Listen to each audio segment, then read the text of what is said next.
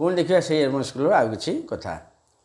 କଳହ ହୁଅ ନାହିଁ ଏକ ପରିବାର, ପରିତ ହୋଇ ସାଙ୍ଗ ମୋର ଆଜି, ଆନନ୍ଦେ ଦିନ କଟଇ ସାଙ୍ଗ ମୋର।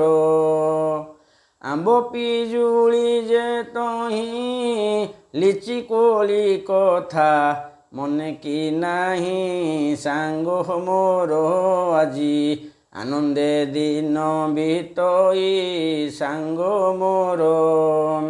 ନଡ଼ିଆ ସେ ପଟା ତହିଁ କେତେ ଖାଇଅଛି, ଗଣିକି କହି ଭାଇ ମୋର ଆଜି, ସବୁ ତ ମନେ ପଡ଼ଇ ଭାଇ ମୋର।